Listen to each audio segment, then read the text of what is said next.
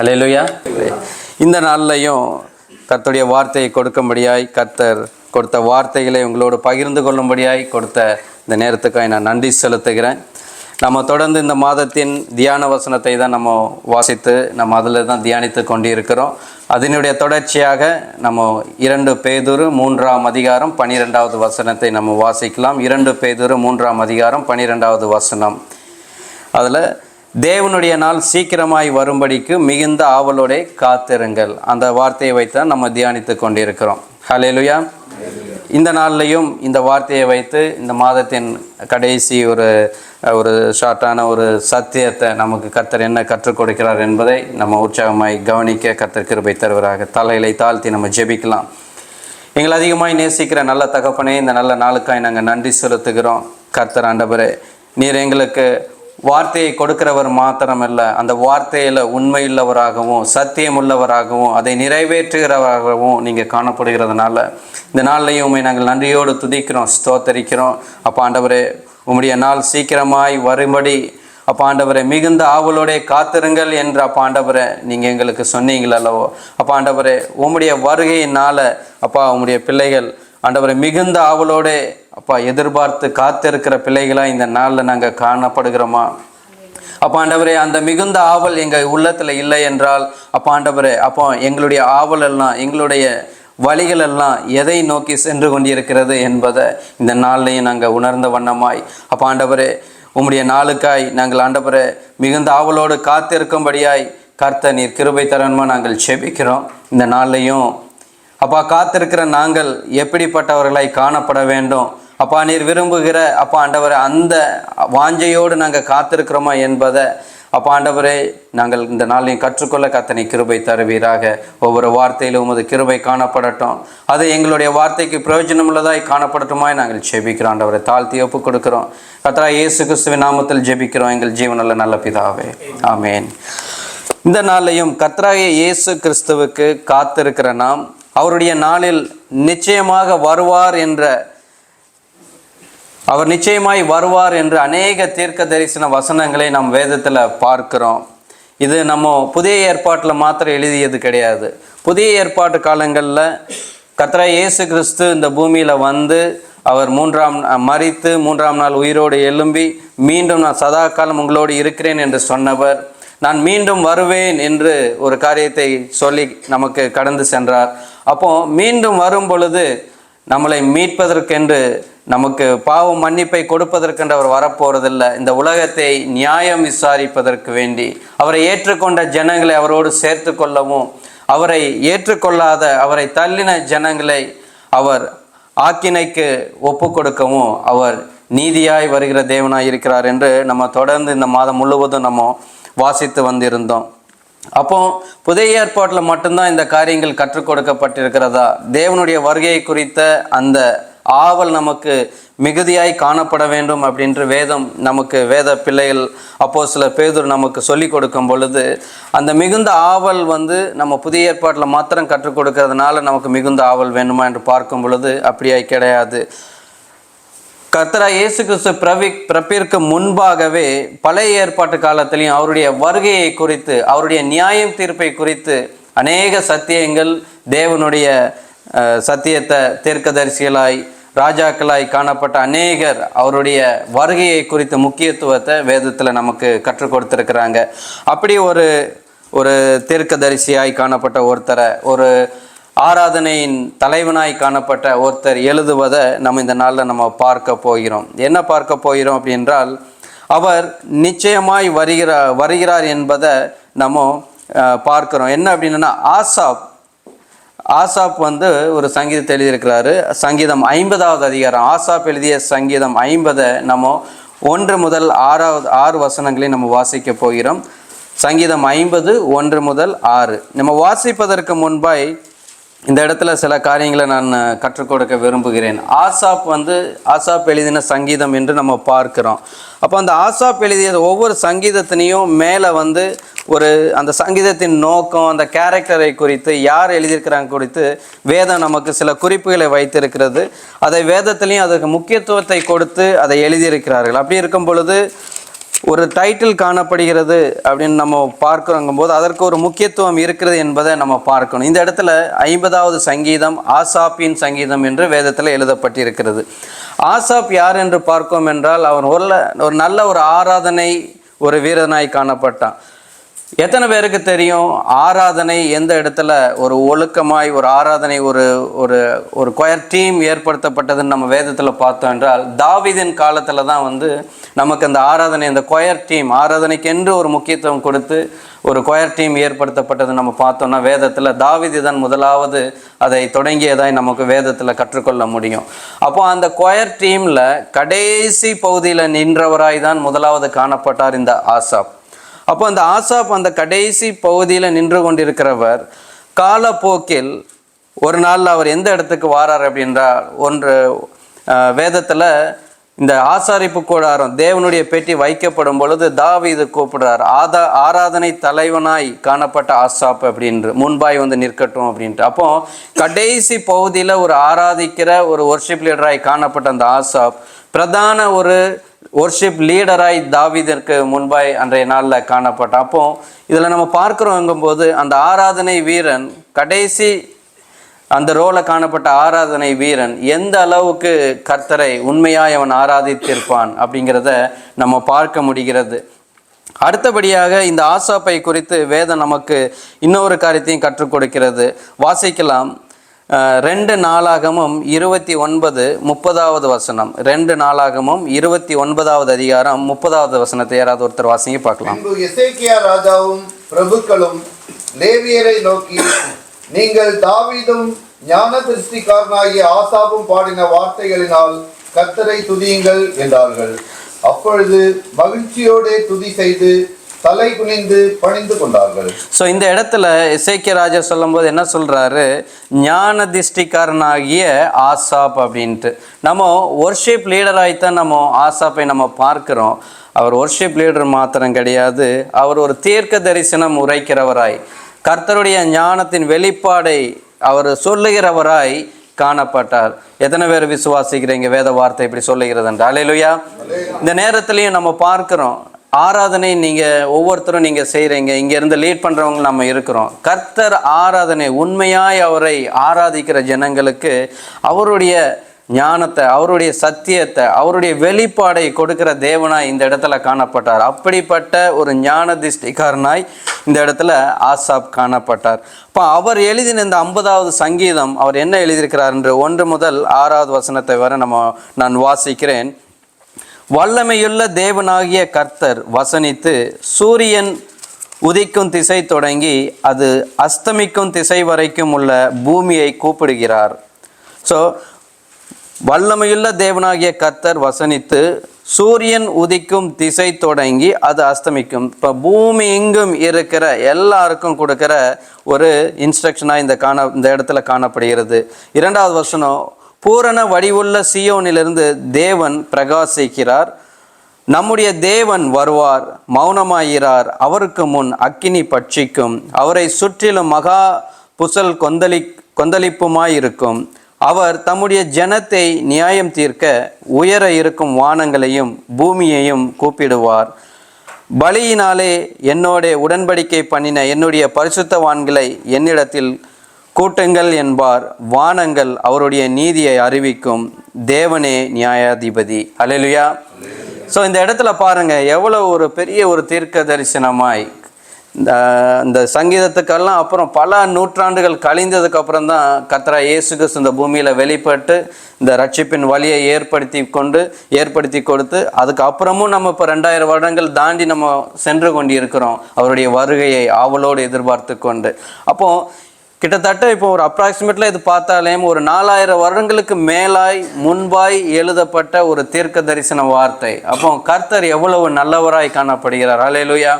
அவருடைய திட்டங்களை தெளிவாய் தன்னுடைய தேவ பிள்ளைகளுக்கு அறிவிக்கிறவராய் அவர் காணப்பட்டார்.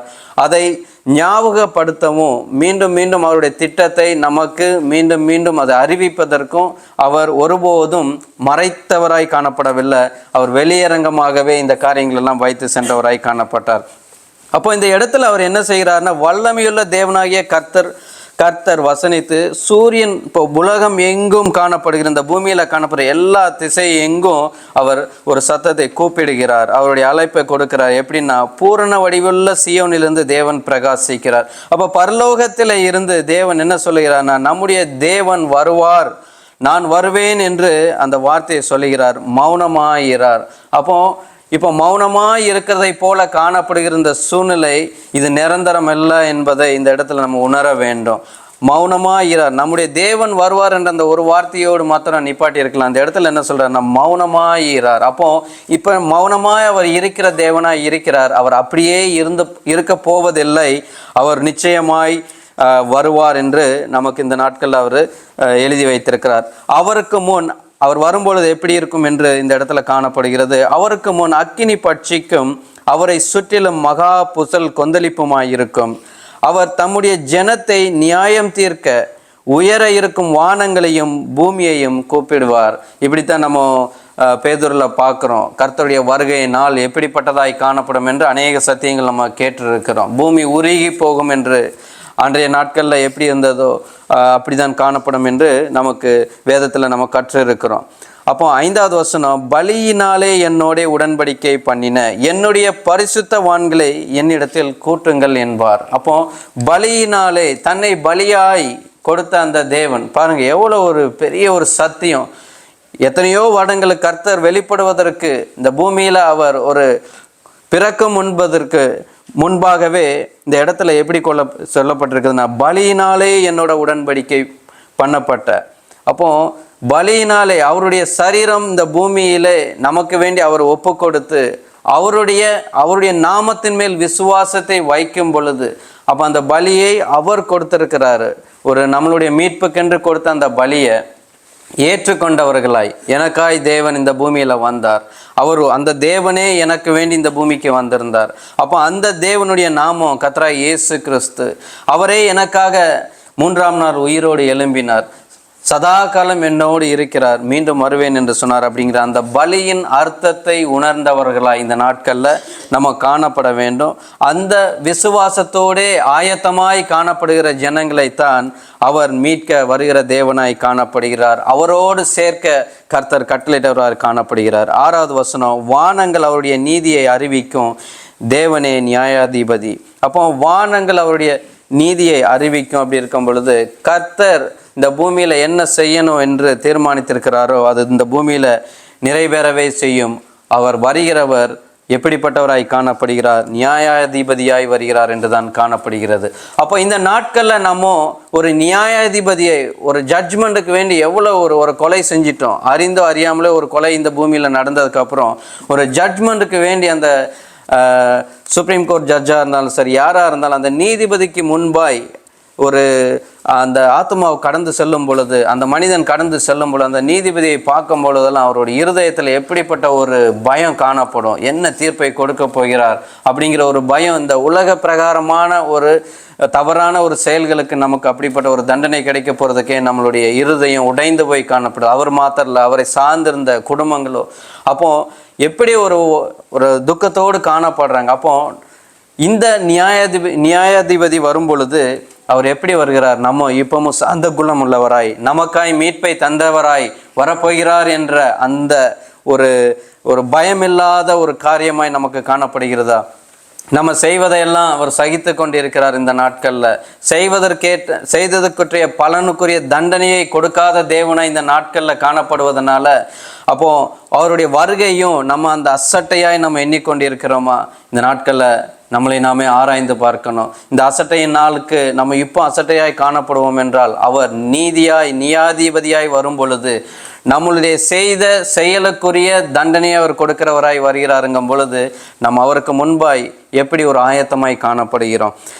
அப்போ நம்ம இந்த காரியத்தில் எப்படி ஆயத்தமாய் காணப்பட வேண்டும் அப்படிங்கிற ஒரு தப்பிக்கொள்ளக்கூடிய ஒரு வழிகளையும் இந்த இடத்துல இந்த சங்கீதத்தில் அவர் நமக்கு கற்றுக் கொடுக்கிறார். சங்கீதம் 50:23 வசனத்தை வாசிக்கிறேன்.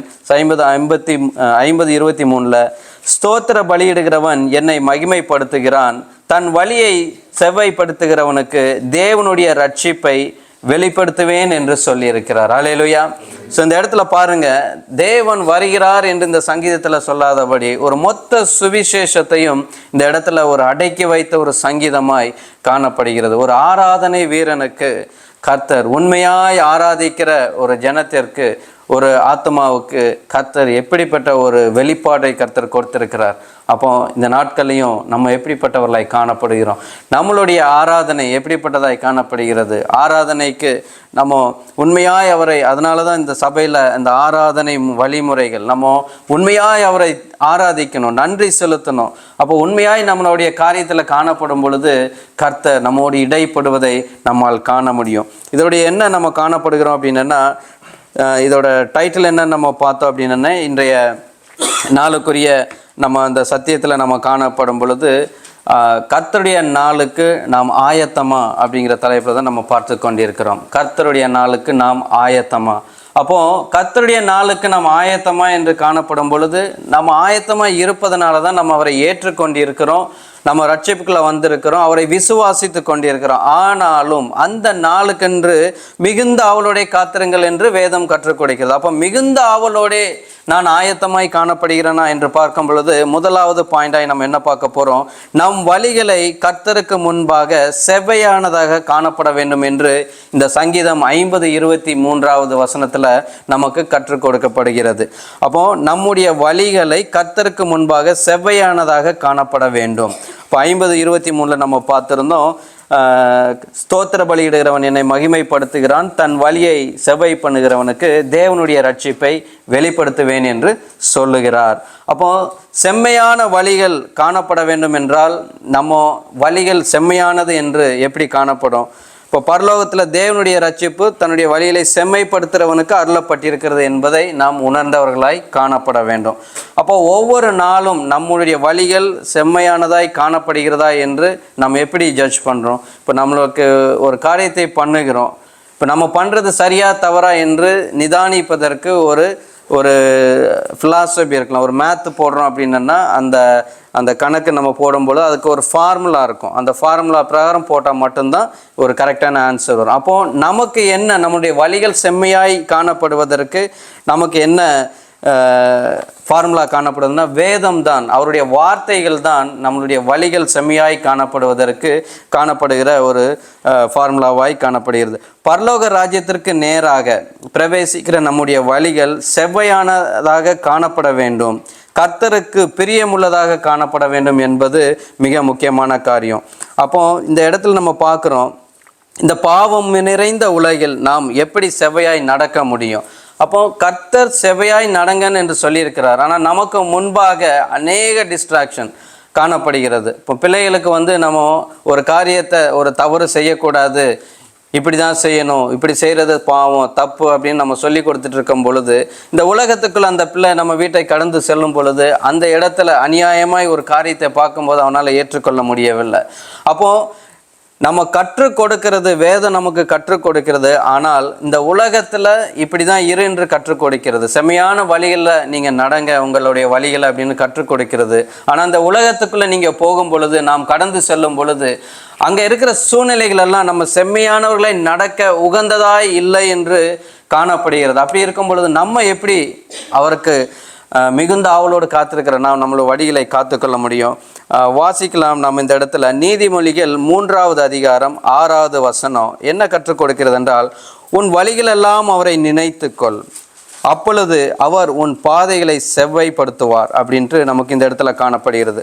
நம்ம என்ன செய்யணும் அப்படின்னா, நம்மளுடைய வழிகள் எல்லாம் அவரை நினைத்து கொள்ள வேண்டும். அப்போ நம் வழிகளில் இந்த இடத்துல நம்ம என்ன சொல்லப்படுகிறது, உன் வழிகளை செவ்வைப்படுத்து என்று சங்கீதம் நமக்கு கற்றுக் கொடுக்கிறது.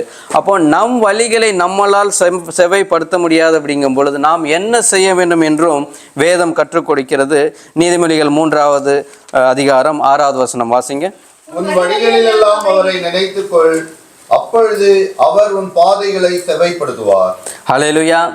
ஸோ கர்த்தர் நம் வேதத்தில் எந்த இதுமே ஒரு காரியத்தை ஆவலாய் காத்துரு, நீ ஜட்ஜ்மெண்ட் நாளுக்கு வேண்டி நீ நியமிக்கப்பட்டிருக்கிறாய் அப்படி இருக்கும் பொழுது நம்ம பயப்படுவதற்கு வேண்டி சொல்லப்படல. ஆனால் அந்த ஜட்ஜ்மெண்ட் நாளில் உன்னை எப்படி தயார்படுத்திக்கொள் அப்படிங்கிறதுக்கும் அவர் அந்த இடத்துல எல்லாமே வைத்து சென்றிருக்கிறார். கீழ்ப்படிந்து நடக்க வேண்டியது மாத்திரம் நம்மளுடைய வேலையாய் கடமையாய் காணப்படுகிறது. அப்போ அந்த விஷயத்துல மாத்திரம்தான் நம்ம விழுந்து போகாது காணப்படுகிறோமா என்பதை பார்க்க வேண்டும். இந்த இடத்துல உன் வழிகளை எல்லாம் அவரை நினைத்துக்கொள், அப்பொழுது அவர் உன் பாதைகளை செவ்வைப்படுத்துவார். அப்போ வழிகளில் எல்லாம் அவரை நினைத்துக்கொள் அப்படிங்கிற அந்த வார்த்தை மிக முக்கியமானதாக இந்த நாட்களில் காணப்படுகிறது. அப்போ ஒவ்வொரு சூழ்நிலையிலும் நம்மளுடைய வாழ்க்கையில் கடந்து செல்லும் பொழுது அவருடைய வருகைக்கு வேண்டி காத்திருக்கிற நாம் ஒவ்வொரு நாளும் ஒவ்வொரு இடத்துலையும் இந்த உலகத்திற்குள்ளே கடந்து செல்லும் பொழுது வருகிற அந்த சூழ்நிலைகளில் நம்மளால் சமாளிக்க முடியலன்னு உடனேமோ நம்ம பாவத்தை செய்கிறவர்களாய் காணப்படுகிறோமா, இல்லை நாம் விருப்பப்பட்டதை போல அந்த சூழ்நிலைக்கேற்றவாறு நம்ம நடந்து கொள்ளுகிறோமா, இல்லை என்றால் ஒவ்வொரு வழிகளையும் அவரை நினைத்த வண்ணமாய். அப்போ அவரை நினைத்த வண்ணமாயின்னு பார்க்கும் பொழுது இந்த இடத்துல நமக்கு என்ன கற்றுக் கொடுக்கப்படுதுன்னா, அப்போ நாம் ஏன் அவரை நினைக்க வேண்டும்? முதலாவது காரியம், அப்போ அவரை நினைக்கும் பொழுது மாத்திரம்தான் செம்மையான வழியில் அவரால் மாத்திரம்தான் நடத்த முடியும் என்பதை நாம் உணர்ந்தவர்களாய் காணப்பட வேண்டும். இப்போ ஒரு ஆபத்து ஏற்படும் பொழுதெல்லாம் நம்ம அநேக சாட்சிகளை பார்க்குறோம். ஜஸ்ட் நான் மிஸ் ஆன இந்த இடத்துல முடியாது என்று காணப்பட்ட இடத்துல கர்த்தர் கிரியை செய்தார். ஒரு விடுதலையே இல்லை என்று யோசித்து கொண்ட சூழ்நிலை காணப்பட்ட பொழுது அங்கே கர்த்தர் ஒரு விடுதலை கொடுத்தார் அப்படின்ட்டு. அப்போ அவரை நினைத்து கொள்ள வேண்டும். நம்ம மாம்சத்தில் எந்த டிசிஷனும் நம்மளுடைய வாழ்க்கையில் பாவம் நமக்கு நெருங்கி வரும் பொழுது காத்திருக்கிற நாம் அந்த பாவத்துக்கு இரையாகி விடாதபடி, இந்த மாம்சத்தின் சுபாவத்தில் எடுக்கிற தீர்மானத்துக்கு நாம் இரையாகி விடாதபடி அவருடைய வழிகளை நினைத்து அவர் சமூகத்தில் இந்த காரியத்தை மேற்கொள்ளத்தக்கதான நம்ம அவருடைய வழிகளில் நம்ம ஒப்பு கொடுத்து அவர் கொடுக்குற ஆலோசனையில் நம்ம கடந்து செல்லும் பொழுது நம்ம இடரல் அடையாதபடி அந்த மிகுந்த ஆவலோடு காத்திருக்கிற நம்மளுடைய வாஞ்சை குறைவற்றவர்களாய் நாம் காணப்படுவோம். அடுத்தபடியாக அப்பொழுது அவர் உன் பாதைகளை செவ்வைப்படுத்துவார் என்ற வசனம் சொல்லிச்சு. அதுக்கப்புறம் நாம் ஏன் அவரை நினைத்து கொள்ள வேண்டும்? வேதம் ஏன் உன் வழியெல்லாம் அவரை நினைத்துக்கொள் அப்படின்ட்டு நமக்கு கற்றுக் கொடுக்கிறது என்பதை நம்ம பார்க்கலாம். மனுஷனுடைய வழிகள் எல்லாம் அவன் பார்வைக்கு சுத்தமானவைகள், ஆனால் கர்த்தருடைய பார்வைக்கு எப்படிப்பட்டதாய் காணப்படுகிறது. அப்போ அவருடைய வழிகளை நாம் நினைக்கவில்லை என்றால் நாம் நம்முடைய வழிகளைத்தான் நம்ம நடக்க பார்ப்போம். நம்ம நினச்சிட்டு இருப்போம், நான் ஆண்டவரோட பிள்ளை தானே, நான் செய்வதெல்லாம் கரெக்டாக தான் இருக்கும் அப்படின்ட்டு நம்ம அநேக முறை நம்ம அந்த நினைப்பில் கூட செஞ்சிருக்க வாய்ப்புகள் உண்டு. அது சிறிய காரியமாக இருந்தாலும் சரி, அது பெரிய காரியங்களாய் காணப்பட்டாலும் சரி. இந்த இடத்துல நாம் ஏன் அவரை நினைத்து கொள்ள வேண்டும்? மனுஷனுடைய வழிகள் எல்லாம் அவர் பார்வைக்கு சுத்தமானவைகள், ஆனால் கர்த்தருடைய பார்வைக்கு எப்படிப்பட்டதாய் காணப்படுகிறது என்று. நீதிமொழிகள் 16வது அதிகாரம் 2வது வசனத்தை வாசிங்க. மனுஷனுடைய வழிகள் எல்லாம் அவன் பார்வைக்கு சுத்தமானவைகள், கர்த்தரோ ஆவிகளை நிறுத்து பார்க்கிறார். ஹல்லேலூயா. ஸோ இந்த இடத்துல எப்படி பார்க்கிறோன்னு பாருங்க. ஹல்லேலூயா. கொஞ்சம் உற்சாகமாய் நம்ம காணப்படுவோம்.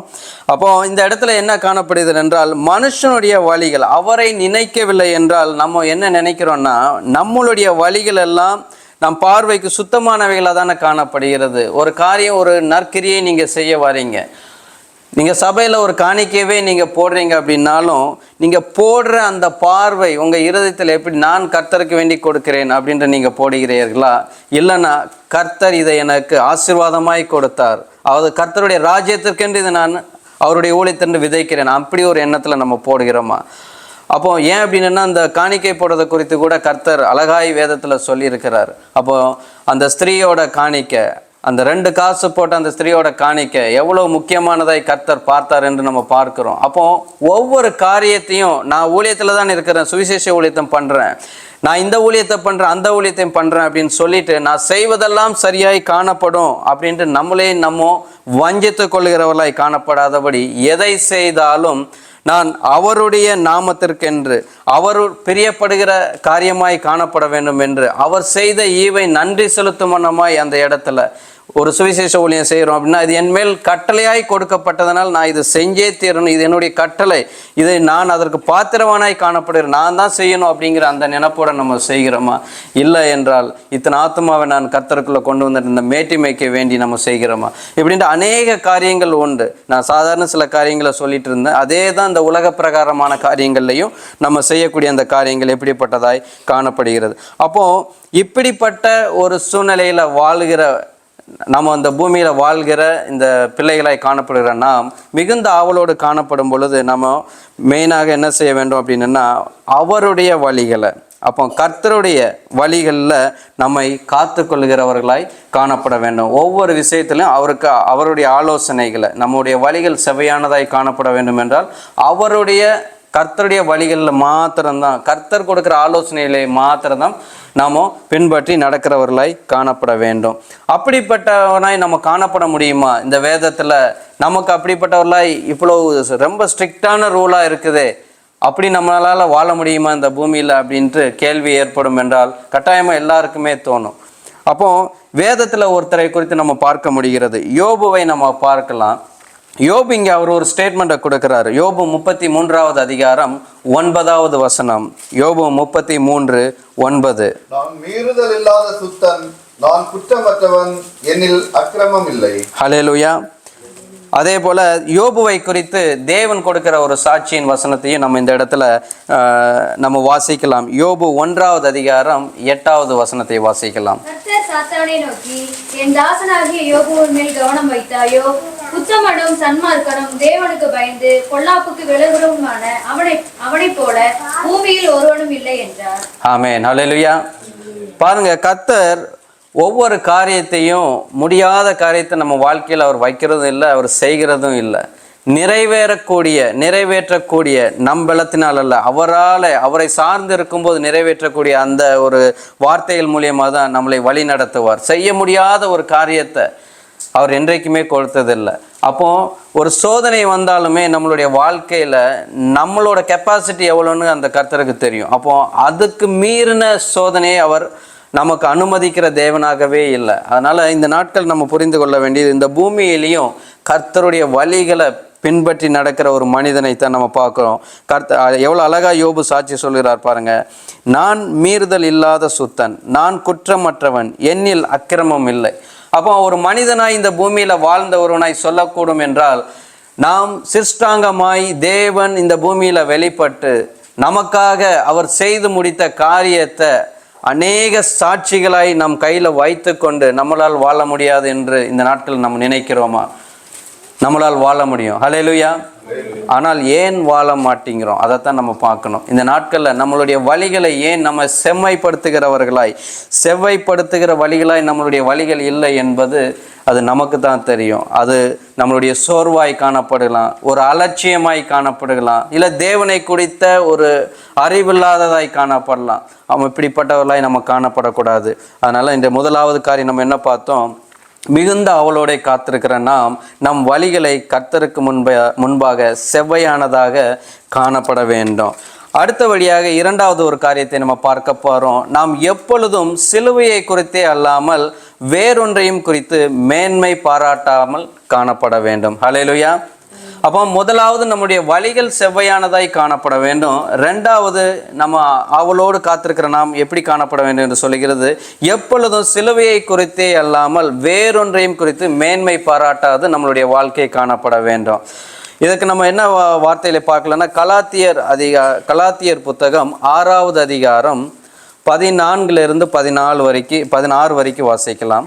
நம்முடைய கர்த்தராகிய இயேசு கிறிஸ்துவின் சிலுவையை குறித்தே அல்லாமல் வேறொன்றை குறித்து மேன்மை பாராட்டாது இருப்பேனாக. அவரால் உலகம் எனக்கு சிலுவையில் அறைந்திருக்கிறது, நானும் உலகத்திற்கு சிலுவையில் அறைந்திருக்கிறேன். கிறிஸ்து இயேசுவுக்குள் விருத்த சேதனமும் ஒன்றுமில்லை, விருத்த சேதனம் இல்லாமையும் ஒன்றுமில்லை, புது சிருஷ்டியே காரியம். இந்த பிரமாணத்தின்படி நடந்து வருகிறவர்கள் எவர்களோ அவர்களுக்கும் தேவனுடைய இஸ்ரவேலருக்கும் சமாதானமும் இரக்கமும் உண்டாயிருப்பதாக. ஹல்லேலூயா. இந்த இடத்துல நம்ம பார்க்கிறோம், நானும் நம்முடைய கர்த்தராகிய இயேசு கிறிஸ்துவின் சிலுவையை குறித்தே அல்லாமல் வேறொன்றையும் குறித்து மேன்மை பாராட்டாது இருப்பேனாக. அவரால் உலகம் எனக்கு சிலுவையில் அறையுண்டிருக்கிறது. அப்போ நானும் உலகத்திற்கு சிலுவை அறையுண்டிருக்கிறேன். அப்போ இந்த இடத்துல என்ன பாட்டிருக்கிறேன்னா, பவுலை பற்றி நமக்கு தெரியும். அப்போ கலாத்தியர் சபைக்கு அவர் எழுதும் பொழுது பவுல் என்னமா எழுதியிருக்கிறார் அப்படின்றால், நானும் நம்முடைய கர்த்தராகிய இயேசு கிறிஸ்துவின் சிலுவையை குறித்தே இல்லாமல் வேறொன்றையும் குறித்து மேன்மை பாராட்டாதபடி. அப்போ மேன்மை பாராட்டத்தக்கதாய் பவுலுக்கு அநேக காரியங்கள் இந்த உலகத்தில் காணப்பட்டது. அவர் ரோமருக்கு நிகரான ஒரு ரோமராகவும் ரோம சாம்ராஜ்யத்துக்கு பிரியமுள்ளவராகவும் காணப்பட்டிருந்தார், அதிகாரத்தை பெற்றவராய் காணப்பட்டிருந்தார்.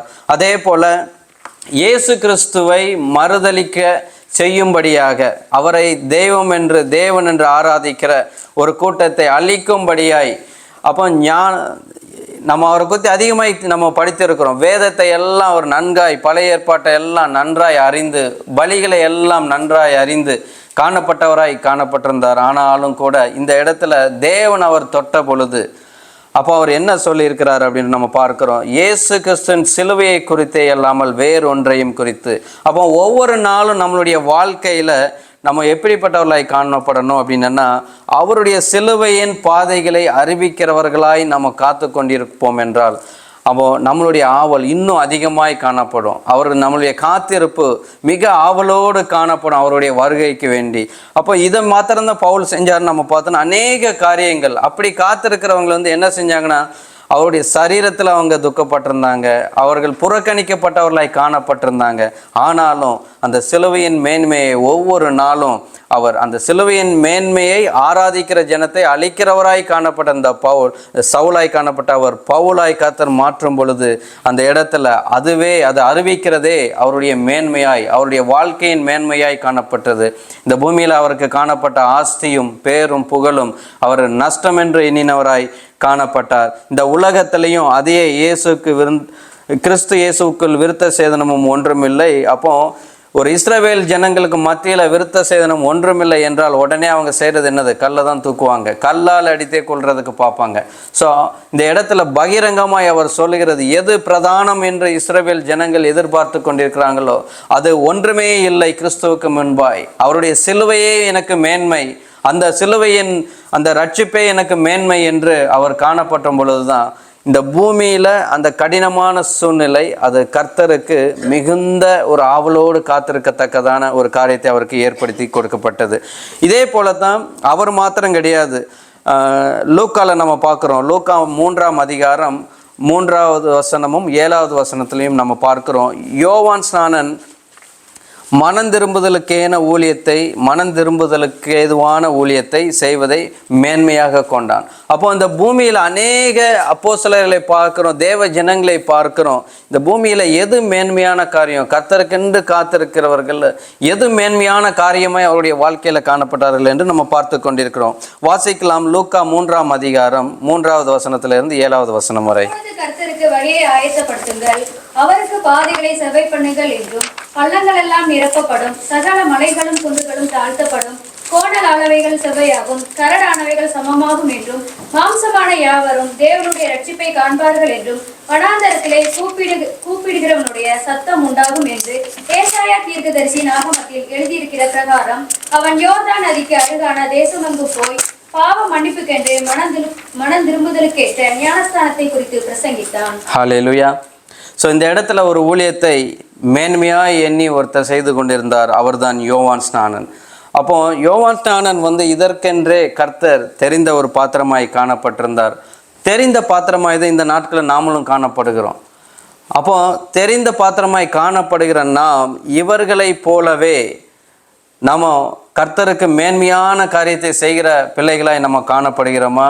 இல்லை என்றால் நம்ம அவரை வருகையை அசட்டை பண்ணி கொண்டு ஒரு மிகுந்த ஆவலோடு இல்லாதபடி நம்ம காணப்படுகிறோமா? இந்த இடத்துல பாருங்கள், யோவான் ஸ்நானன் மனம் திரும்புதலுக்கேன ஊழியத்தை செய்த மேன்மை கொண்டவனாய் காணப்பட்டான். அப்போ மனம் திரும்புதலுக்கான சத்தியம் அந்த இடத்துல அநேகர் அவன் இடத்துல மனம் திரும்புதலுக்கு ஏதுவான ஞானஸ்தானத்தை பெற்றவர்களாய் காணப்பட்டாங்க.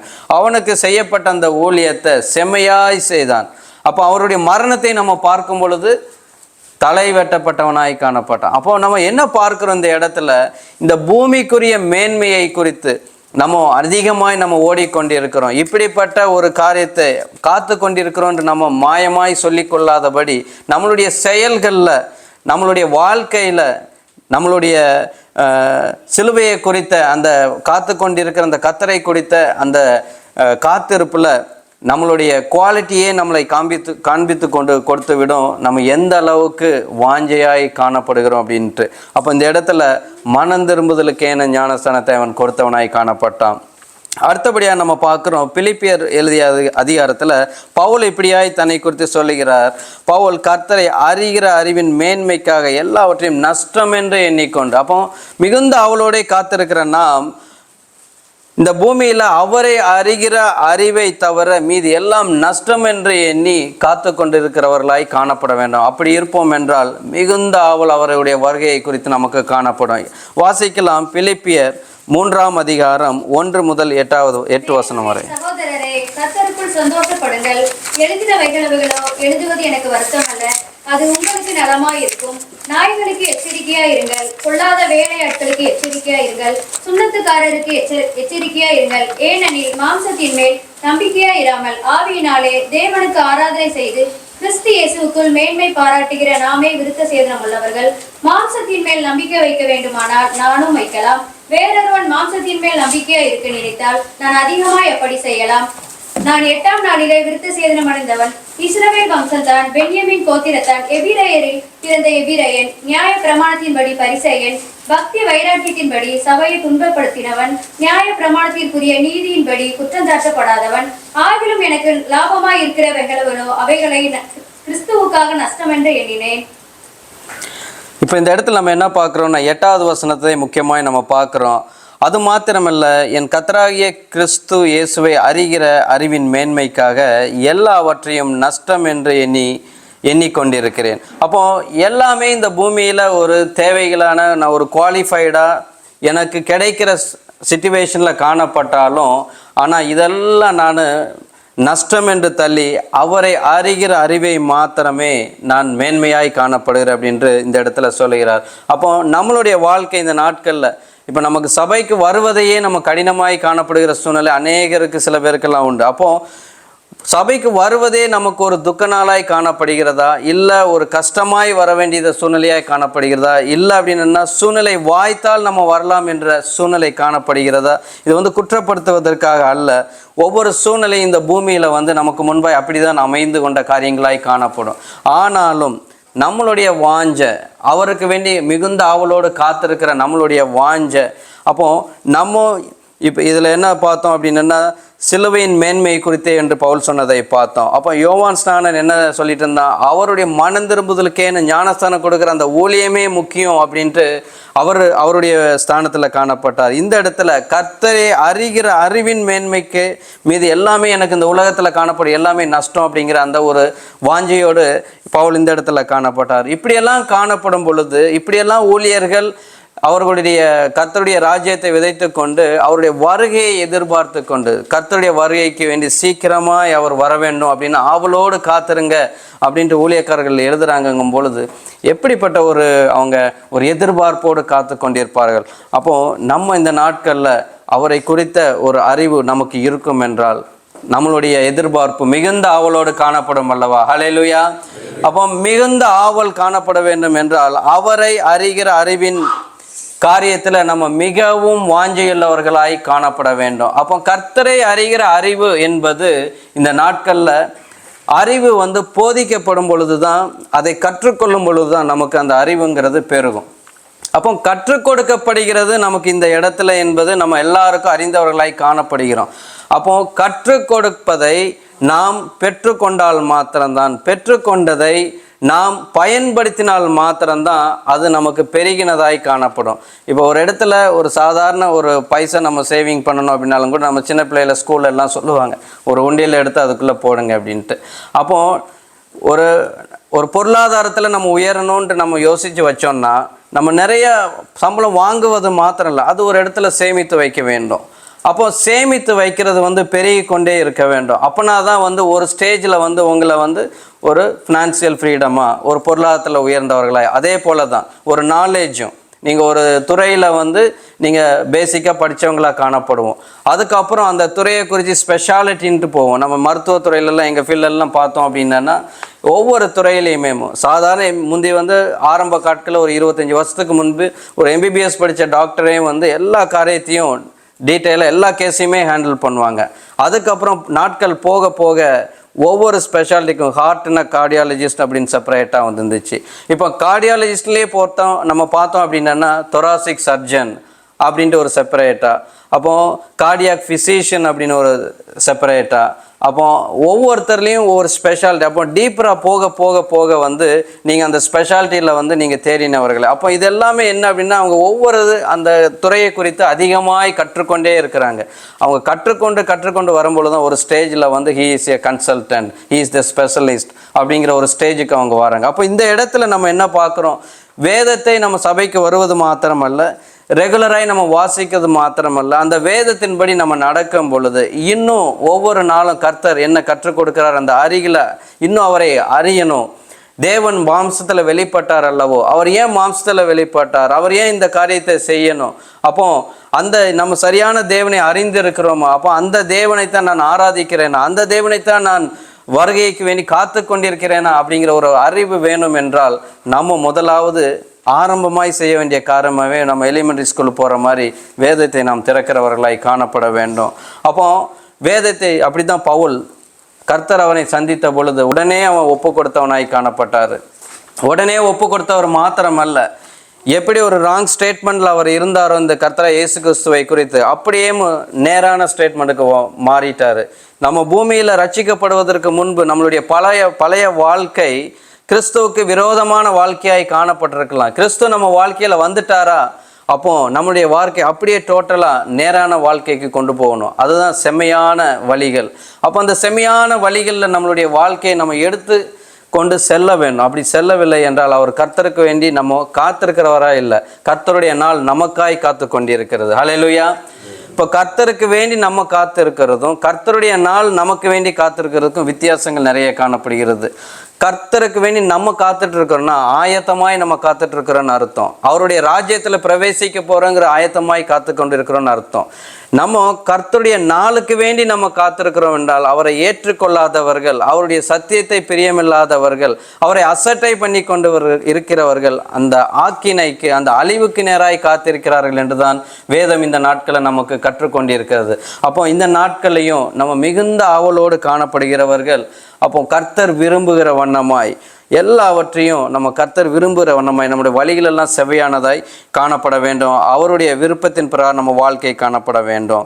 அடுத்தபடியாக நம்ம என்ன பார்க்குறோம் அப்படின்னா, கொலோசியர் லவோதிக்கேவில் இருக்கிறவர்களுக்கும் எழுதிய ஒரு இன்னொரு ஆலோசனை தான் பார்க்குறோம். கொலோசியர் 2ஆம் அதிகாரம் 2வது வசனத்திலிருந்து 15வது வசனம் வரைக்கும் நம்ம வாசிக்க போகிறோம்.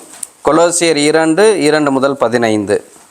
அவர்களுடைய இருதயங்கள் தேற்றப்பட்டு அவர்கள் அன்பினால் இணைக்கப்பட்டு பிதாவாகிய தேவனுக்கும் கிறிஸ்துவுக்கும் உரிய ரகசியத்தை அறிந்து கொள்ளுகிற உணர்வின் பூரண நிச்சயத்தினுடைய எல்லா ஐஸ்வர்யத்திற்கும்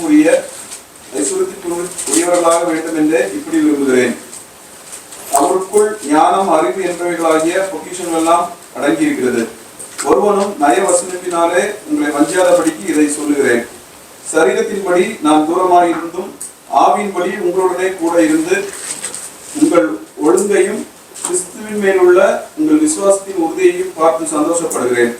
ஆகையால் நீங்கள் கர்த்தராகிய கிறிஸ்து இயேசுவை ஏற்றுக்கொண்டபடியே அவருக்குள் வேர் கொண்டவர்களாகவும் அவர் மேல் கட்டப்பட்டவர்களாகவும் அவருக்குள் நடந்து கொண்டு நீங்கள் போதிக்கப்பட்டபடியே விசுவாசத்தில் உறுதிப்பட்டு ஸ்தோத்திரத்தோடே அதிலே பெருகுவீர்களாக. லௌகீக ஞானத்தினாலும் மாயமான தந்திரத்தினாலும் ஒருவனும் உங்களை கொள்ளை கொண்டு போகாதபடிக்கு எச்சரிக்கையாயிருங்கள். அது மனுஷர்களின் பாரம்பரிய நியாயத்தையும் உலக வழிபாடுகளையும் பற்றினதே இல்லாமல் கிறிஸ்துவை பற்றினதல்ல.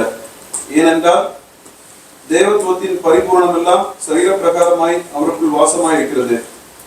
மேலும் சகல துரைத்தனங்களுக்கும் அதிகாரத்துக்கும் தலைவராயிருக்கிற அவருக்குள் நீங்கள் பரிபூர்ணம் உள்ளவர்களாய் இருக்கிறீர்கள். அல்லாமலும் நீங்கள் கிறிஸ்து இயேசுவை பற்றும் விருத்த சேத்தினாலே மாம்சத்துக்குரிய பாவ சரீரத்தை கலைந்து விட்டதினால் கையால் செய்யப்படாத விருத்த சேதத்தை அவருக்குள் பெற்றிருக்கிறீர்கள். ஓகே, போதும் பிரதர். அப்போ இந்த இடத்துல நம்ம என்ன கற்றுக்கொள்ள விரும்புகிறோம் அப்படின்னா, இந்த தேவனுக்கும் பிதாவுக்கும் இருக்கிற அந்த உறவு என்பதை எப்படிப்பட்டது அப்படிங்கிறத இந்த இடத்துல காணப்படுற. அப்போ இந்த தேவன் பிதா அப்படிங்கிற அந்த கன்ஃபியூஷனில் காணப்படுகிற ஏற்றுக்கொள்ள முடியாத ஒன்றான அந்த தேவனைத்தான் பிதாவை நமக்கு அவர் நம்மை படைத்த நம்ம எல்லாரையும் படைத்தனால அவர் பிதா என்று அழைக்கப்படுகிறார் என்பதும், இந்த கிறிஸ்துவுக்கும் பிதாவுக்கு நமக்கு இந்த ரகசியம் என்பதை தான் நம்ம அப்படியே கீழே வாசித்து வரும்பொழுது அவர் சொல்லிக்கொண்டே இருக்கிறார். தேவன் மாம்சத்தில் வெளிப்பட்டதை அழகாக இந்த இடத்துல எக்ஸ்பிளைன் பண்ணப்பட்டதாய் காணப்படும். முதலாவது நம்ம என்ன பார்த்தோம்னா, கர்த்தரை அறிகிற அறிவை அவர் விரும்புகிறவராய் காணப்பட்டார். அடுத்தபடியாக நமக்கு மிகுந்த ஆவலோடு காணப்பட வேண்டும் என்றால் வருகிறவர் யார் என்பதை நம்ம அதிகமாய் கற்றுக்கொண்டவர்களாய் காணப்பட வேண்டும். என்ன அப்படின்னா, இந்த 11வது வசனத்திலாம் பார்க்குறோம், நீங்கள் கிறிஸ்துவை பற்றும் விசுவாசத்தினாலே மாம்சத்துக்குரிய பாவ சரீரத்தை களைந்து விட்டதினால் கையால் செய்யப்படாத விருத்த சேதனத்திற்குள் பெற்றிருக்கிறீர்கள். ஞானஸ்தானத்தினாலே அவரோடைய கூட அடக்கம் பண்ணப்பட்டவர்களாகவும் அதிலே அவரை மரித்தோரிலிருந்து எழுப்பின தேவனுடைய செயலின் மேலுள்ள விசுவாசத்தினால் அவரோட எழுந்தவர்களாகவும் இருக்கிறீர்கள். உங்கள் பாவங்களினாலே உங்கள் மாம்சத்தின் மில்லாமையினாலேயும் மரித்தவர்களாக இருந்த உங்களை அவரோடே கூட உயிர்ப்பித்து அக்கிரமங்கள் எல்லாவற்றையும் உங்களுக்கு மன்னித்து நமக்கு எதிரியாகவும் கட்டளைகளால் நமக்கு விரோதமாகவும் இருந்த கையெழுத்தை குலைத்து அதை நடுவில் இருக்கிறபடி எடுத்து சிலுவையின் மேல் ஆணியடித்து துரைத்தனங்களும் அதிகாரங்களையும் உரிந்து கொண்டு வெளியரங்கமான கோலமாக்கி அவைகள் மேல் சிலுவையிலே வெற்றி சிறந்தார். அப்போ இப்படி வெற்றி சிறந்த தேவன் யார் என்பதை சரியாய் அறிந்து கொள்ள வேண்டும். அப்படிங்கிறது தான் கிறிஸ்துவுக்கும் தேவனுக்கும் இருக்கிற அந்த உறவை சரியாய் புரிந்து கொள்ள வேண்டும். கிறிஸ்து என்றால் யார் என்ற அந்த ஒரு தெளிவுள்ளவர்களாய் காணப்பட வேண்டும் என்று இந்த இடத்துல நாம் வளர வேண்டும் என்று இந்த இடத்துல அவர் கற்றுக் கொடுக்கிறவராய் காணப்பட்டார். அப்போ இதெல்லாமே நம்ம என்ன பார்க்குறோம் அப்படின்னா, இதுக்கு என்ன தேவை? ஞானம், அறிவு என்கிற பொக்கிஷங்கள் எல்லாம் அவருக்குள்ளே தான் அடங்கி இருக்குது. அப்போ அவரை அறிகிற அறிவினால் வளரணும். அப்படிங்கும்போது அப்படி அவர் அறிகிற அறிவினால் நம்ம வளருவோம் என்றால் இப்போ அந்த கிறிஸ்துவை நம்ம சரியாய் அறிந்தவர்களாய் காணப்படுவோம். ஹல்லேலூயா. அப்போ இந்த இடத்துல நம்ம தேவனை, ஒன்றான மெய் தேவனை நம்ம ஆராதிக்கிறோம் என்பதையும் அவரை அறிய மட்டும்தான் நமக்கு சரியாய் காணப்படும். அநேக சத்தியங்கள் நம்ம வேதத்தில் நம்ம போதர் கற்றுக் கொடுத்துருக்குறாங்க. ஒன்றான மெய் தேவன் யார் என்றும் அந்த தேவன் தான் நமக்காய் மீண்டும் வரப்போகிறார் என்ற அந்த சத்தியத்தில் அநேக வெளிப்பாடுகளை கர்த்தர் நம் சபையில் ஏற்படுத்தி கொடுத்திருக்கிறார். அப்போ அப்படிப்பட்ட அந்த கிறிஸ்து யார் என்பதை நம்ம சரியாய் அறிந்தவர்களாய் நம்ம அவருக்கு வேண்டிதான் காத்திருக்கிறோமா என்கிற அறிவில் காணப்பட வேண்டும் என்பது மிக முக்கியமான காரியம். நம்ம ஆவலோடு காத்திருக்கிறவர்கள் அப்படிப்பட்டவர்களாய் காத்திருக்க வேண்டும் என்று வேதம் நமக்கு கற்றுக் கொடுக்கிறது. கடைசியாக நாம் உலகத்தோடு கலவாமல் கர்த்தருடைய வேதத்தை கைக்கொள்ள நிர்ணயம் பண்ணி கொள்ள வேண்டும். ஹல்லேலூயா. அப்போ முதலாவது காரியத்தை பார்த்து நம்மளுடைய வழிகள் செவ்வையானதாய் காணப்பட வேண்டும். காத்திருக்கிற நாம் எப்பொழுதும் சிலுவையை குறித்தே மேன்மை பாராட்டுகிறவர்களாய் காணப்பட வேண்டும். மூன்றாவது, நாம் உலகத்தோடு கலவாமல் கர்த்தருடைய வேதத்தை கைக்கொள்ள நிர்ணயம் பண்ணி கொண்டவர்களாய் காணப்பட வேண்டும். இதில் நம்ம என்ன பார்க்க போகிறோம் அப்படின்னா, யோசுவா வயது முதிர்ந்த பொழுது இஸ்ரவேல் ஜனங்களுக்கு ஒரு ஆலோசனை அந்த இடத்துல கொடுக்கிறாரு. அப்போ அவர் என்ன கொடுக்கிறார் அப்படின்றால், நாம் சத்தியத்தை விட்டு விலகாமல் இருக்க வேண்டும், சத்தியத்தோடு எதையும் கலக்காமல் தெளிந்த புத்தியுள்ளவர்களாய் காணப்பட வேண்டும் அப்படின்ட்டு ஒரு ஆலோசனையாய் அந்த இடத்துல அவர் முதிர்ந்த வயதில் இஸ்ரவேல் ஜனங்களுக்கு கொடுக்கிறார். ஏனென்றால் அப்படி காணப்படவில்லை என்றால் ஒரு ஆக்கினைக்கு நேராக தான் நீங்கள் கடந்து செல்வீங்க அப்படிங்கிற ஒரு எச்சரிப்பின் சத்தமாய் தான் அவருடைய கடைசி நாட்களில் இந்த ஒரு ஆலோசனை காணப்படுகிறது. அப்போ நம்ம இந்த வார்த்தையில் நம்ம வாசிக்கலாம். யோசுவா 23ஆம் அதிகாரம் 6வது 7வது வசனத்தை வாசிக்கலாம். ஆகையால் மோசேயின் நியாயப்பிரமாண புஸ்தகத்தில் எழுதி இருக்கிறதை விட்டு வலதுபுறமாகிலும் இடதுபுறமாகிலும் விலகி போகாமல் அதையெல்லாம் கைக்கொள்ளவும் செய்யவும் நிர்ணயம் பண்ணிக்கொள்ளுங்கள். உங்களுக்குள்ளே மீதியாய் இருக்கிற இந்த ஜாதிகளோடு கலவாமலும் அவர்களுடைய தேவர்களின் பெயரை நினையாமலும் அவைகளை கொண்டு ஆணையிடாமலும் அவைகளை சேவியாமலும் பணிந்து கொள்ளாமலும் இருக்கும்படி எச்சரிக்கையா இருங்கள். ஹல்லேலூயா. நான் 1வது வசனத்திலிருந்து வாசிக்கிறேன். யோசுவா 23:1. கர்த்தர் இஸ்ரவேலை சுற்றிலும் இருந்த அவர்களுடைய எல்லா சத்துருக்களாலும் யுத்தமில்லாதபடிக்கு இளைப்பார பண்ணி அநேக நாள் சென்ற பின்பு யோசுவா வயது சென்று முதிர்ந்தவனான போது யோசுவா இஸ்ரவேலின் மூப்பரையும் தலைவரையும் நியாயாதிபதிகளையும் அதிபதிகளையும் மற்ற எல்லாரையும் அழைப்பித்து அவர்களை நோக்கி, நான் வயது சென்று முதிர்ந்தவனானேன் அப்படின்னு சொல்லிட்டு இந்த இடத்துல அடுத்த இன்ஸ்ட்ரக்ஷனுக்கு வராரு. உங்கள் தேவனாகிய கர்த்தர் உங்களுக்கு முன்பாக இந்த சகல ஜாதிகளுக்கும் செய்த யாவையும் நீங்கள் கண்டீர்கள். இதே தான் நம்ம வாழ்க்கையிலையும், நம்ம வாழ்க்கையில் கர்த்தருக்குள்ளே நமக்கு வந்ததுக்கு அப்புறம் நமக்கு எதிராய் வந்த, ஹல்லேலூயா, நமக்கு எதிராய் வந்த நம்மளோடு கர்த்தர் இருந்து நம்மளை ஆசீர்வதித்த அநேக காரியங்களை நம்ம பார்த்துருக்கிறோம். நமக்கு முன்பாய் கர்த்தர் எழும்பி நின்று எப்படி நமக்கு யுத்தம் பண்ணுகிறவராய் காணப்பட்டார், எப்படி ஆசீர்வதித்த தேவனாய் காணப்பட்டார் என்று நம்ம பார்க்கிறோம். அப்போ இந்த இடத்துல என்ன சொல்ல வராங்க பாருங்கள், யோர்தான் முதல் நான் நிர்மூலமாக்கினவைகளும் மேற்கிலுள்ள பெரிய சமுத்திரம் மற்றும் இன்னும் மீதியாய் இருக்கிறவைகளான சகல ஜாதிகளின் தேசத்தையும் சீட்டு போட்டு உங்கள் கோத்திரங்களுக்கு தக்கதாய் சுதந்திரமாய் பங்கிட்டேன். அப்போ கொடுத்த ஆசீர்வாதம் அநேகமாய் காணப்பட்டது. அது கர்த்தர் சொன்ன வண்ணமாகவே காணப்பட்டது. இவங்க பங்கிட்டு கொடுத்தார் அந்த ஜனங்களுக்கு. அப்போ இந்த நாட்கள்லையும் கர்த்தருக்குள்ள நம்ம வளர வளர கர்த்தருக்குள்ள இருக்கும் பொழுது கர்த்தர் கொடுத்த ஆசீர்வாதங்கள் அநேகமாய் காணப்படும். இந்த உலக ஆசீர்வாதங்களையும் நீங்க பார்க்கலாம். அதிகமாய் அவர் வேதத்துல நீங்க தேடி இருந்தீங்கன்னா ஆவிக்குரிய ஆசீர்வாதமாய் அவரை குறித்த தாளந்துகளையும் நீங்க வளர்ந்திருக்கலாம், இப்படிப்பட்டவர்களாய் காணப்பட்டிருக்கலாம். அப்படியெல்லாம் செஞ்ச தேவன் உங்கள் 5வது வசனம், உங்கள் தேவனாகிய கர்த்தர் உங்களுக்கு சொன்னபடியே நீங்கள் அவருடைய தேசத்தை கட்டிக்கொள்ளும்படிக்கு உங்கள் தேவனாகிய கர்த்தர் தாமே அவர்களை உங்களுக்கு முன்பாக துரத்தி உங்கள் பார்வை நின்று அகற்றி போடுவார். அப்போ இதெல்லாம் ஒரு இன்ஸ்ட்ரக்ஷன் கொடுத்து, ஆகையால் மோசேயின் நியாயப்பிரமாண புஸ்தகத்தில் எழுதியிருக்கிறதை விட்டு வலதுபுறமாகிலும் இடதுபுறமாகிலும் விலகி போகாமல் அதை எல்லாம் கை கொள்ளவும் செய்யவும் நிர்ணயம் பண்ணி கொள்ளுங்கள். அப்போ இந்த இடத்துல என்ன சொல்றாருன்னா, நீங்க இவ்வளோ ஆசீர்வதித்த அந்த தேவனை, இந்த ஆசீர்வாதம் வந்ததுக்கு அப்புறம் நீங்க அவரை விட்டு விலகி விடாதீங்க. கர்த்தர் வேத புத்தகத்தில் எழுதின அந்த வார்த்தைகள்ல எப்பொழுதும் கவனமாக இருங்க அப்படின்ட்டு இந்த இடத்துல அவர் கற்றுக் கொடுக்கிறார். அப்போ நாம் எல்லாவற்றையும் பெற்ற ஜனங்கள் தான் மிகுந்த ஆவலோடு காத்திருக்கிறோம். ஆனால் விழுந்து போகத்தக்கதான ஒரு காரியம், முடிவு மட்டும் நம்ம விசுவாசத்தோடு காணப்படணும். இல்லை என்றால் அந்த முடிகிற ஸ்டேஜில் கர்த்தர் வருகிறதற்கு கொஞ்ச நாளைக்கு முந்தி நம்ம வழிவிட்டு போனாலும் நம்ம கைவிடப்பட்டவர்கள் தான் காணப்படுவோம். அதனால தான் இந்த இடத்துல என்ன சொல்கிறாருன்னா, அவருடைய நியாயப்பிரமாண புஸ்தகத்தில் எழுதியிருக்கிறதை விட்டு வலதுபுறமாகிலும் இடதுபுறமாகிலும். அப்போது ஒரு சத்தியத்தை நம்ம அநேக இந்த தேசத்துக்கு வந்திருக்கிறீங்க, நீங்கள் பல மார்க்கத்திலேருந்து வந்திருந்திருக்கலாம், இயேசுவை ஏற்றுக்கொண்டாத ஒரு மார்க்கத்திலேருந்து கூட நீங்கள் வந்திருந்திருக்கலாம். காணப்பட்டாலும் இந்த இடத்துல வரும் பொழுது கர்த்தர் உங்களுக்கு வேதத்தில் வார்த்தைகளை கற்றுக் கொடுக்கும் பொழுது இந்த வேத புத்தகம் உங்கள் கையில் இருக்குது.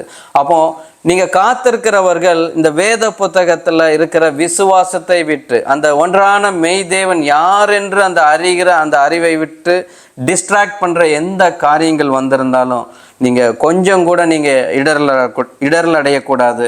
அந்த வேதத்தில் மாத்திரம் நம்ம நிலைத்து இருக்கணும் என்று இந்த இடத்துல மிக முக்கியமாய் ஒரு கட்டளையாய் ஒரு இஸ்ரவேல் ஜனங்களுக்கு யோசுவா சொல்லுகிறார். அதே போல் 7வது வசனம், உங்களுக்குள்ளே மீதியாய் இருக்கிற இந்த ஜாதிகளோடு கலவாமலும். அப்போ அநேக காரியங்கள் நம்ம இந்த பூமியில் நம்ம வரும்பொழுது அநேக சத்தியங்கள் வரும், அநேக எக்ஸ்பிளனேஷன்ஸ் வரும். அப்போ வேதத்தின் வார்த்தைகள் நமக்கு முன்பாய் வியாக்கியானப்படப்படும் பொழுது அந்த வார்த்தை சரியான ஒரு அர்த்தத்தில் இன்னொரு வார்த்தையோடு ஒப்பிட்டு இந்த வசனத்தின் அர்த்தம் கர்த்தர் இதைத்தான் வைத்திருக்கிறாரா என்பதை நம்ம ஆராய்ந்து பார்த்து, அப்படி இல்லை அப்படின்னா என்ன சொல்லுவோம் அப்படின்னா, நம்ம விசுவாசித்து கொண்டிருக்கிற அந்த வசனத்தோடு இதையும் சேர்த்து கலக்கிறவர்களாய் காணப்படும். அப்போ தேவன் ஒன்றாய் காணப்படுகிறார் என்ற ஒரு சத்தியம் நமக்கு இந்த வேதம் கற்றுக் கொடுக்கும் பொழுது இவரும் தேவனாய் காணப்படுகிறார் அப்படின்ட்டு இன்னொரு சத்தியம் வரத்தான் செய்யும். ஒரு விசுவாசத்தை உங்களுக்குள்ள துளைப்பதை போல காணப்படும். அப்போ இதை நம்ம கலக்காதபடி தேவன் ஒன்றாய் இருக்கிறார் என்பதை, அந்த தேவன் நமக்காய் இந்த பூமியில் வந்தார் என்பதை, அவரே என்னை நியாயாதிபதியாய் நியாயம் தீர்க்க, அவரோடு சேர்த்து கொள்ள, அவரை ஏற்றுக்கொள்ளாதவர்களை நியாயம் தீர்க்க இந்த பூமியில் வருகிறார் என்பதை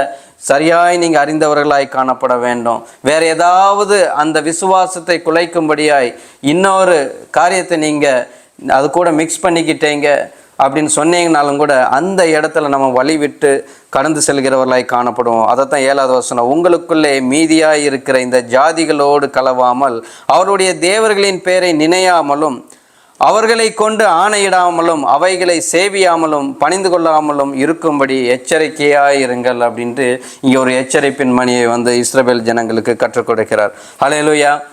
அப்போ இதில் நம்ம என்ன கற்றுக்கொள்கிறோம் இந்த நாளில் பார்க்கும் பொழுது, கர்த்தருக்கு வேண்டி காத்திருக்கிற நாம், அப்போ அவருக்கு வேண்டி நம்ம மிகுந்த ஆவலோடு நம்ம காத்திருக்கணும்னு வேதம் சொல்லுகிறது.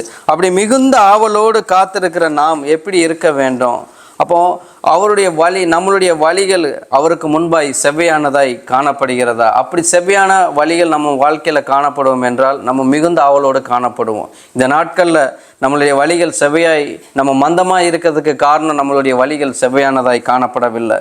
அப்படி இருப்போம் என்றால் இந்த நாளில் அந்த ராஜாதி ராஜாவை எதிர்பார்த்து கொண்டிருக்கிற நாம் நம்மளுடைய வழிகளை செவ்வைப்படுத்தவர்களாய் காணப்படுவோம். அதேபடியாக ஒவ்வொரு நாளும் வாழ்கிற நாம் சிலுவையை குறித்த மேன்மை அல்லாமல் வேற எதை குறித்தும் மேன்மை பாராட்டாதபடி அவர் கொடுத்த அந்த ஊழியத்தை மாத்திரம் செய்கிறவர்களாய். அப்போ இந்த ஊழியத்தில் அவங்க செய்யும் பொழுதெல்லாம் நம்ம ஒரு சாதாரண விஷயமாய் பார்க்குறோம். அப்போ பவுலும் இந்த இடத்துல யோவானும் ஞானஸ்நானத்தை குறித்து அதிகமாய் கற்றுக் கொடுத்துருந்தாங்க. விசுவாசிகள் எத்தனை பேரோ அத்தனை பேரும் அன்னைக்கு மூழ்கி ஞானஸ்தானம் எடுத்தவர்களாய் காணப்பட்டாங்க. இன்னைக்கு நம்ம அப்படிப்பட்ட ஒரு வார்த்தை நமக்கு காணப்பட்டும் இந்த பூமியில் நம்மளுடைய வழிகள் செவ்வையானதாய் நம்ம இருதயம் காணப்படுகிறதா? இல்லை இந்த வார்த்தை இதுதான் கலக்கப்பட்டது, நமக்கு ஒப்பு கொடுக்க முடியவில்லை என்றாலேமோ ஒரு காரியம் தேவனுடைய வார்த்தைக்கு கீழ்ப்படிய முடியாதபடி நியாயமாய்ப்படுகிற இன்னொரு வார்த்தை நம்மளுடைய வாழ்க்கைக்கு வரும் பொழுது அது கலக்கப்பட்டதாய் காணப்படுகிறது. அப்படி ஒரு கலங்கள் வந்துச்சுனாலே பாலுக்குள்ளே எவ்வளோ நீங்கள் ஒரு தண்ணியை ஊற்றிட்டீங்கன்னா அந்த தண்ணி ரொம்ப நல்லா கிளியராக இருக்கும். அந்த கிளியராக இருக்கிற தண்ணி அந்த வெள்ளையாக இருக்கிற பாலுக்குள்ளே தெரியவே தெரியாது. அப்போது நான் வெள்ளையாக தான் இருக்கிறேன், அந்த பாலை தான் குடிச்சிட்டு இருக்கிறேன் நம்ம நினச்சிட்டு இருப்போம். ஆனால் அதை டெஸ்ட் பண்ணும்போது தான் தெரியும் அதுக்குள்ள ஒரு கலவை போயிருக்குது அப்படின்ட்டு. அதே மாதிரி தான் இந்த நாட்களில் சத்தியமாய் காணப்படும் பொழுது ஏதாவது ஒரு நமக்கு மனுஷனுக்கு பிரியமாய் காணப்படுகிற வழிகள், அதை தான் நம்ம முதலாவது பார்த்தோம் நீதிமொழிகள். அப்போ நமக்கு பிரியமுள்ளது மாதிரி காணப்படும் அந்த சத்தியம் கேட்கறதுக்கு, ஆனால் அது கலக்கப்பட்டது என்பதை நம்ம உணர்ந்தவர்களாய் இந்த நாளில் காணப்பட வேண்டும். அப்போ அப்படி இல்லாதபடி நம்ம கர்த்தர் சொன்ன வார்த்தைக்கு கீழ்ப்படியதிலையும் அவரை மிகுந்த ஆவலோடு காத்திருக்கிற நாம் அவர் செய்ய சொன்ன காரியங்களில் செய்கிறவர்களாகவும் எல்லாவற்றிலையும் அவரை வாஞ்சித்து கொண்டிருக்கிறவர்களாயும் காணப்பட வேண்டும். அதே போல் நிர்ணயம் பண்ணிக்க வேண்டிய நம்ம யோசுவால பார்த்ததை போல நாம் சத்தியத்தை விட்டு விலகாதபடி கடைசி வரைக்கும் நாம் பெற்றுக்கொண்ட அந்த சத்தியத்தில் நிலைத்திருக்கிறவர்களாய் காணப்பட வேண்டும். நம் வாழ்க்கை நிலைத்திருக்கிற அந்த சத்தியத்தில் காணப்படுவோம் என்றால் அவருடைய நாளை மிகுந்த ஆவலோடு எதிர்பார்த்து கொண்டவர்களாய் காணப்படுவோம். ஏனென்றால் வேதம் இப்படியாய் நமக்கு கற்றுக் கொடுக்கிறது. நம்ம எதில் பார்க்குறோம் அப்படின்னு அந்த அப்போஸ்தலர்களுடைய புத்தகத்தில் நம்ம ஒரு வசனத்தை வாசித்து விட்டு நம்ம இப்போ முடிக்க போகிறோம். அப்போஸ்தலர்கள் 4ஆம் அதிகாரம் 12வது வசனம் இப்படியாய் சொல்லப்படுகிறது. அவராலே என்று வேறொருவராலும் ரட்சிப்பு இல்லை. நாம் ரட்சிக்கப்படும்படிக்கு வானத்தின் கீழெங்கும் மனுஷர்களுக்குள்ளே அவருடைய நாமமே அல்லாமல் வேறொரு நாமமும் கட்டளையிடப்படவும் இல்லை என்றான். ஹல்லேலூயா. ஸோ பாருங்க, அவராலே என்று வேறொருவராலும் ரட்சிப்பு இல்லை. அப்போ ரட்சிப்பை தந்த தேவனை நாம் சந்திக்க நம்ம ஏன் ஆவலோட காணப்பட வேண்டும்? அவரால் தவிர வேறு யாராலும் நமக்கு ரட்சிப்பு இல்லை. அப்போ அப்படி ஒரு உணர்வோடு காணப்பட வேண்டும். நமக்கு ஏன் மிகுந்த ஆவல் இல்லை? மிகுந்த ஆவல் இல்லை என்றால் நம்மளுடைய வழிகள் செம்மையானதாய் காணப்படவில்லையா? இல்லை சிலுவையை குறித்த மேன்மையே நம்மளுடைய வாழ்க்கையில் இல்லையா?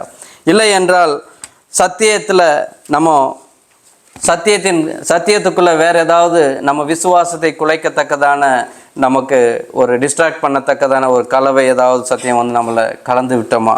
நம்மை ஆராய்ந்து பார்க்கணும். ஏன்னா மெய்யாகவே வருவேன் என்று சொன்னவர் நியாயாதிபதியாய் வருவதனால நாம் விரும்புகிற வண்ணம் அவர் வரப்போகிறதில்லை. அப்போ இந்த நேரத்தில் நம் தரத்தை தான் நம்ம எப்பொழுதுமே 100% குவாலிட்டியோடு நம்ம காணப்படுகிறோமாங்கிறத நம்ம மிக முக்கியமாய் காணப்பட வேண்டும். அவர் வர்ற நேரத்தில் அசட்டையாய் காணப்படும் போது தீர்ப்பு கொடுக்கத்தான் அவர் வர்றார்.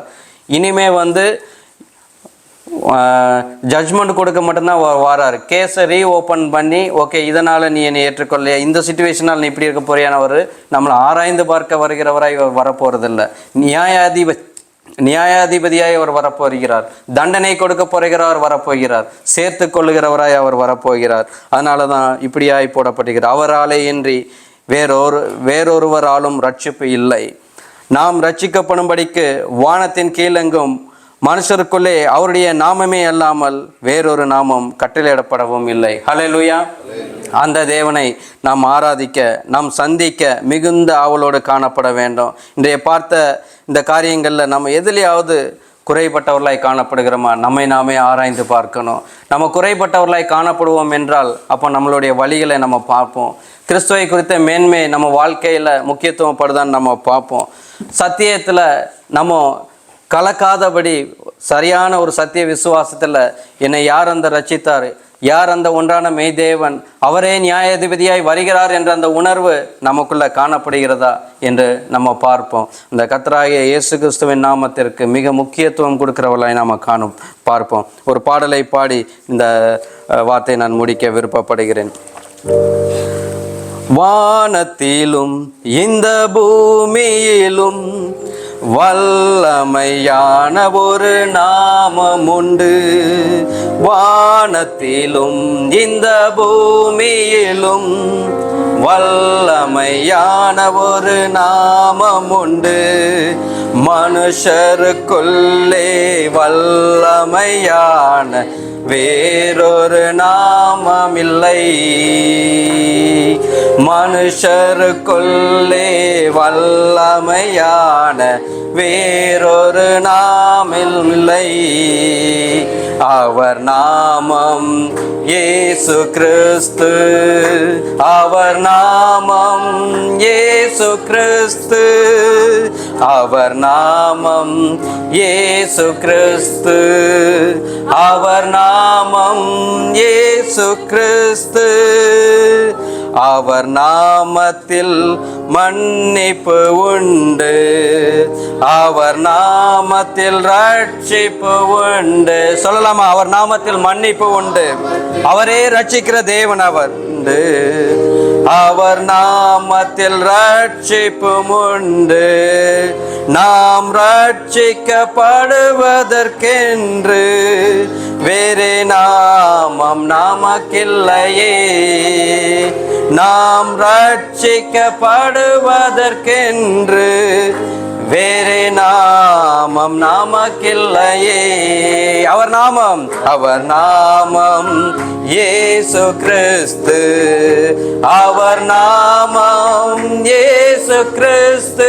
எல்லாரும் சொல்லலாமா சேர்ந்து? எஸ், இயேசு கிறிஸ்து, அவர் நாமம் இயேசு கிறிஸ்து. ஹல்லேலூயா. ஜெபிக்கலாம். நாம ஸ்தோத்திரம் ஆண்டவரே. எல்லா நாமத்திற்கும் மேலான நாமம் உடையவர் இந்த பூமியில் ஆண்டவரே, பாவிகளின் மத்தியில் தன்னை பலியாய் கொடுக்கும்படி ஆண்டவரே இந்த பூமிக்கு நீங்கள் இறங்கி வந்தீரல்லவோப்பா. ஆண்டவரே, நாமத்தில் விடுதலை உண்டு அப்படின்று அப்போ ஆண்டவரே எங்களுடைய பாவங்கள் எல்லாம் சிலுவையில் அப்போ ஆண்டவரே நீங்கள் சுமந்து கொண்டீங்க. அப்போ ஆண்டவரே எங்கள் மேல் வருகிற அந்த ஆக்கினையை கர்த்தர் நீர் சிலுவையில் ஏற்றுக்கொண்டீங்களப்பா. இதை எல்லாவற்றையும் நீங்கள் ஏற்றுக்கொண்டு எங்களுக்கு அல்லவோ நீங்கள் ரட்சிப்பை தந்தீங்க. அப்போ ஆண்டவரே, நாமத்தின் மேல் விசுவாசம் வைக்கிற ஒவ்வொருவருக்கும் நீ ரட்சிப்பின் தேவனாய் இருந்தீர் அல்லவோ. நாங்கள் நன்றி செலுத்துகிறோம் அப்பா ஆண்டவரே. இந்த நாட்கள்லையும் அந்த தேவனை மிகுந்த ஆவலோடு நான் காத்து கொண்டிருக்கிறேனா, அந்த தேவனை சந்திக்க நியாயாதிபதியாய் வருகிற அந்த தேவனை சந்திக்க மிகுந்த ஆவலோடு நாங்கள் காத்து கொண்டிருக்கிறோமா. இந்த நேரத்தில் எங்களை நாங்களே ஆராய்ந்து பார்க்கிறோம் அப்பா ஆண்டவரே. எங்களுடைய வழிகள் அப்பா ஆண்டவரே அந்த ஆர்வம் குறைவாய் காணப்படுவதென்றால் எங்களுடைய வழிகள் செம்மையானவளாய் காணப்படுகிறதா? அப்பா ஆண்டவரே, என் வழிகளில் செம்மை இல்லை என்றாலும் வருகையை நான் ஆயத்தமாய் ஆவலோடு காத்திருக்க முடியாது. என் வழி உம்மை நோக்கி அல்ல, என் வழி இந்த உலகத்தை நோக்கி.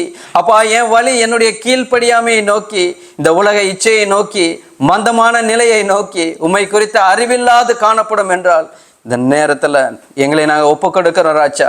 எங்கள் வழிகளை செம்மைப்படுத்துங்க அப்பா ஆண்டவரே. எங்களுடைய வழிகளை நீங்கள் செம்மைப்படுத்துங்க அப்பா ஆண்டவரே. அப்பா, நீதிமொழிகளில் சொன்னபடியே அப்பா ஆண்டவரே எங்களுடைய வழிகளெல்லாம் நான் உம்மை நினைத்து கொள்ளும்படி அப்பா ஆண்டவரே, எங்களுடைய வழிகளெல்லாம் உம்மை நினைக்கும்படியாய் எப்பொழுதும் ஆண்டவரே என் பாதையில் நாங்கள் செல்லாதபடி உம்முடைய பாதையில் செல்லுகிற பிள்ளைகளாய் நாங்கள் காண கர்த்தர் நீங்கள் கிருபை தாராட்டுவீராக. அதே போல் இந்த பூமியில் நான் எவ்வளோ மேன்மையானவனாய் காணப்பட்டாலும் ஆண்டவரே எல்லாவற்றையும் சிலுவைக்கு முன்பாய் குப்பை என்றும் எண்ணும்படியான எங்கள் வாழ்க்கை காணப்படட்டும் ஆண்டவரே. அப்போ அந்த ஒரு குப்பையான வாழ்க்கை என்று நான் எண்ணும் பொழுது தான் ஆண்டவரே நீர் எனக்கு மேன்மையாய் காணப்படுவீங்க. அப்போ ஆண்டவரே இந்த பூமியில் நீர் ஆசீர்வதித்திருக்கிற அந்த ஸ்தானம் எனக்கு மேன்மையாய் காணப்படும் என்றால் ஆண்டவரே உம்மேல் எனக்கு ஆர்வம் இருக்காது. உம்முடைய வழி ஆண்டவரே, உம்முடைய வருகைக்கு நான் ஆண்டவரே மிகவும் ஆயத்தப்பட்டவனே நான் காணப்பட மாட்டேன், வாஞ்சியாய் இருக்க மாட்டேன். ஆண்டவரே இந்த நேரத்தில் நான் ஒப்பு கொடுக்கிறேன். எல்லா மேன்மையும் எனக்கு எழும்புகிற என் சரீரத்தில் ஆவி ஆத்மால எழும்புகிற எல்லா மேன்மையும் ஆண்டவரை சிலுவையை குறித்தே இல்லாமல் வேற எதை குறித்தும் காணப்படாது கர்த்தனை கிருபை தரணுமா நாங்கள் செபிக்கிறோம். ஆண்டவரை நன்றி செலுத்துகிறோம். அதே போல் பார்த்த வண்ணமாகவே இந்த உலகத்தோடு நாங்கள் கலவாம அப்போ ஆண்டவரே உம்முடைய வேதத்தை மாத்திரம் பற்றி கொண்டு ஆண்டவரே உம்முடைய சத்தியத்தில் எதையும் கலந்து விடாதபடி என்னுடைய ஆண்டவரே அப்பா அட்டென்ஷன் மொத்தமும் உம்முடைய சத்தியத்தின் மேலே எப்பொழுதும் இறுக்கி பிடித்து கொண்டிருந்து காணப்பட கர்த்தர் உதவி செய்வீராக. உம் நாமத்தினாலே இல்லைவா ரட்சிப்பு உண்டு என்று நாங்கள் பார்க்கிறோம். ஆண்டவரே அந்த நாமத்தை தந்த தேவன் யார் என்று அந்த உணர்வு, அந்த சத்திய ஆண்டவரே விசுவாசத்தில் நாங்கள் நிலைத்திருக்கிறவர்களாய், உம்மை அன்றி என்னை ரட்சிக்க யாரும் இல்லை, நானே உன் கர்த்தர், நானே உன் தேவன் என்று சொன்னவர், நானே ஆண்டவர், நானே மீண்டும் வருவேன் என்று சொன்னவர், அந்த ஒன்றான அந்த கர்த்தராகிய இயேசு கிறிஸ்துவின் நாமத்தின் மேலே எப்பொழுதும் விசுவாசத்தோடு காணப்பட கர்த்தனை கிருபை தருவீராக. வந்திருக்கிற ஒவ்வொருத்தரையும் கர்த்தனீர் ஆசீர்வதிங்க, பலப்படுத்துங்க, எங்கள் குறைகளெல்லாம் மாற்றி ஆண்டவரை மிகுந்த வாஞ்சையோடு நாங்கள் இன்னும் காணப்பட ஆண்டவரை நீர் கொடுத்த அந்த ஆலோசனையை பற்றி கொண்டு காணப்பட கர்த்தனை கிருபை தருவருமா நாங்கள் ஜெபிக்கிறோம். தாழ்த்தி ஒப்பு கொடுக்கிறோம். கர்த்தராகிய இயேசு கிறிஸ்து நாமத்தில் ஜெபிக்கிறோம் நல்ல பிதாவே, ஆமென்.